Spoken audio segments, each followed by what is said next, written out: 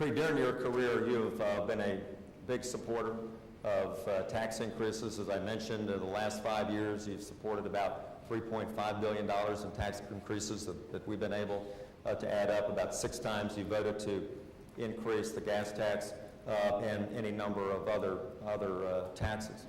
When you were running in the primary, you said you would not keep all options on the table when it came to funding transportation.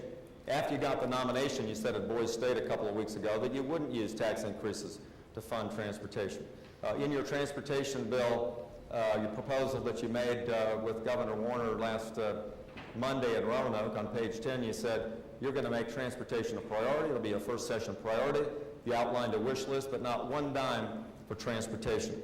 So my question to you, especially in light of the fact that you've got a 92% rating with national unions, but only a 52% rating when it comes to standing with small business, will you raise taxes in order to fund transportation, since you don't have a plan yet? And what will be your pledge to the people of Virginia about tax increases during a term of government? Again, the politics have got you.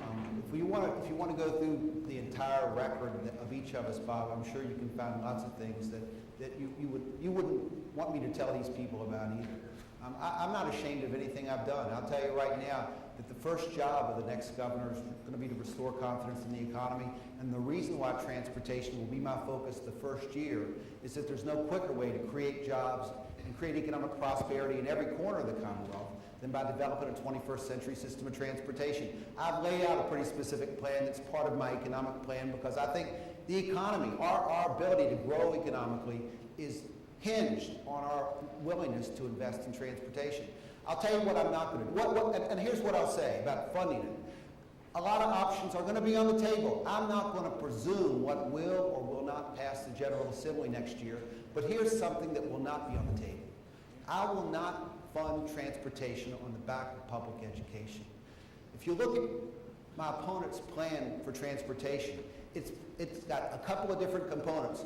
One is a couple of ideas that have been thrown around for years and years and probably aren't going to pass the General Assembly, and the other is taking money out of the general fund, taking $5.4 billion over the next 10 years out of education. That's you're just robbing Peter to pay Paul. It's not going to pass. It's not going to work. We've got to focus on coming up with real solutions for the people of the Commonwealth of Virginia. There are far too many people sitting in traffic, Bob, and we can't lead them astray. We can't pretend we're going to do something when we're really not. We've got to come up with solutions to get people out of traffic, to get people